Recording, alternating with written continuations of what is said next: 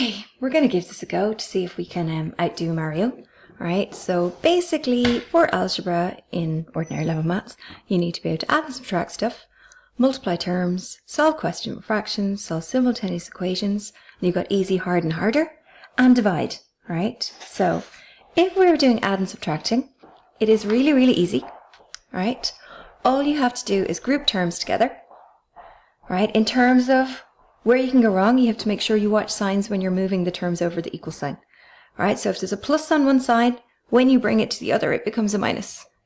If it's a minus, when it goes to the other, it becomes a plus. Right? So you know that. You only change its sign from a plus to a minus if it is not multiplying or dividing. So simply when it is adding or subtracting, you change its sign. Right?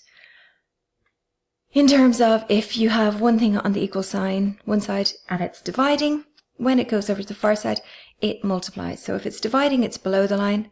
When it goes across the equal sign, it goes above the line. Right? So if it was above the equal sign to start, above the, top, if it's a numerator to start, when it goes across the equal sign, it goes at the bottom. Right? So it divides. Okay? In terms of algebra, brackets mean multiply. Right? So in terms of types of sums you can get a number in front of a bracket. So if you get a number in front of a bracket, you simply just multiply it by that number.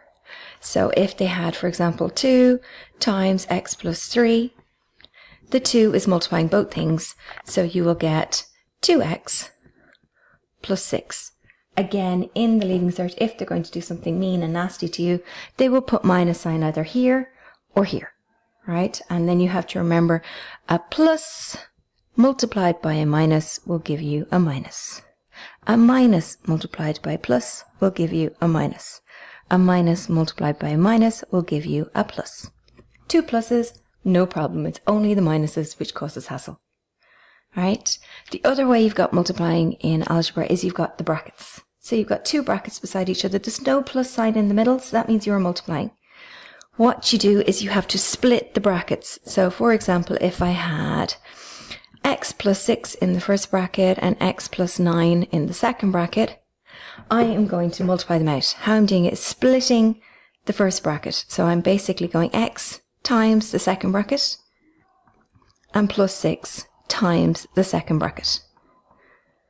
Alright, so you get x squared plus 9x plus 6x plus 48. Then you tidy it up. So you group like terms with like terms. So you go x squared plus 15x plus 48.